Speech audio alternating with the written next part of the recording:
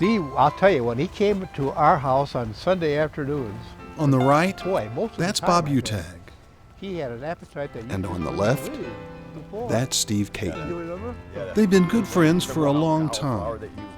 A long, long Well, time. I said it was wild cauliflower. For you see, Bob and Steve were among the very first matches ever for the Big Brothers Big Sisters program in Springfield. And that goes back to 1974. 38 years ago.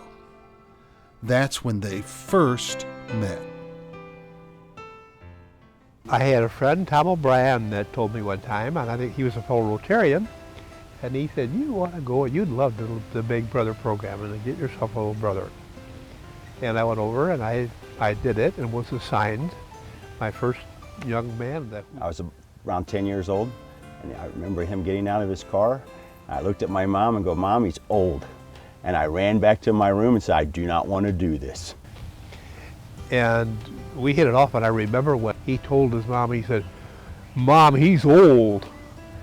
I probably was one of the older ones. A lot of them were in their 20s and so forth, and well, here I was more like, 35 or 40 or whatever it was. He came in and introduced himself, and he goes, let's just go for a ride. And I think we went and got ice cream. I can't remember. But we really hit it off, and we did things. We went swimming. I think one of the biggest things, he loved to eat. Got to know each other, and came back and later that night and said, Mom, this could be fun. I'd like to meet Bob and stay in touch with him and see how this goes. Steve's mother brought him to the Big Brother program because I think he had twins, sister and brother, that were just as cute as the dickens, and I think he got more attention than he did. And she thought Steve had have a little bit more attention, and thought maybe the Big Brother program would help. I look forward to my Sunday nights with Bob and Marilyn, and when he'd pick me up on Sunday afternoons, and we'd go over to his house, and Marilyn would be doing the ironing, and Bob and I would watch a little sports, and he'd start cooking, and then we'd have our dinners. The dinners, but those were our key things, was the dinners. We would be close, like enough that one time he was going to go out on a date and he didn't know how to do his tie, and he called me and I had to give him directions on the phone. And I had got one out myself, and I just did it and then told him to follow suit and how to pull it through and so forth. And he was just there that I could talk to him about just living with a single mom. And Bob didn't have any children, and my dad wasn't brought up much about it. In fact, I didn't know my dad that much, but he was there for me all the time, and I could call him, and he just listened, and I liked that. One thing that gave me a thrill one time, I had a new Cadillac. We got to tell you something about high school. I mean, Bob had a Cadillac. It was a brand new Cadillac. Beautiful car, but one time when I was ready to take him home, I said, Steve, why don't you can drive the Cadillac home. And he was almost afraid. He was letting me drive it. He was almost afraid because he was probably 16. So he was at the point where he could be learning, and he knew how to drive. And he was good. He drove it fine. I'd go to back to Mom's house, and I would drive. And in the snow, I remember that. Marilyn was a little, oh no, but it was a real nice car. But he was thrilled to drive my new Cadillac. 15 years old and driving a Cadillac around. Bob's been a part of my life for 40 years now. And here we are. I'll be 82, and Steve is like 48. Yeah, he was there for the birthdays, made sure my mom had Mother's Day presents, take me shopping, so we could make sure my mom had her birthday present.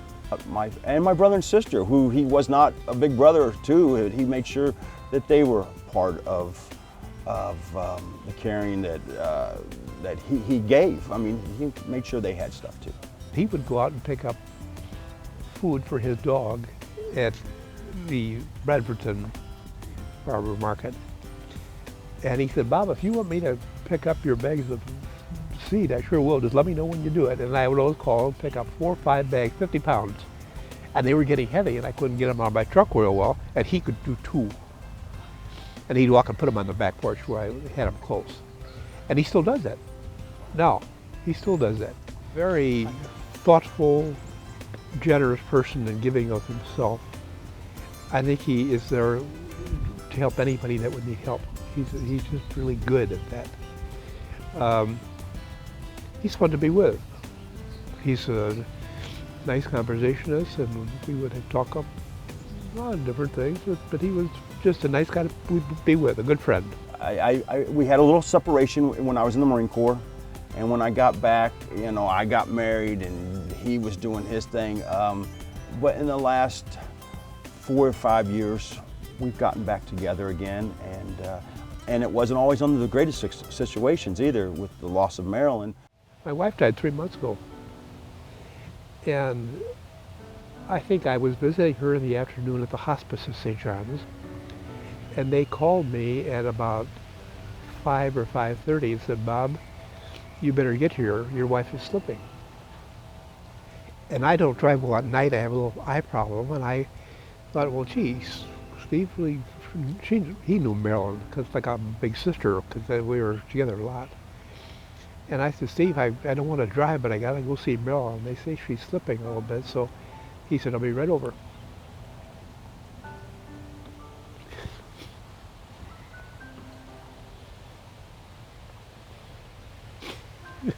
Wait a minute. He called his mom. He and his mom both came.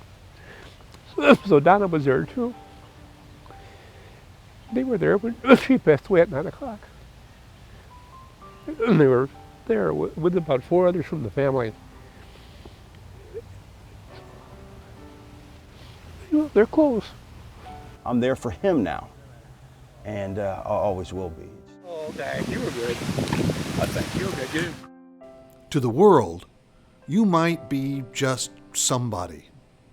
But to somebody, you just might be the world.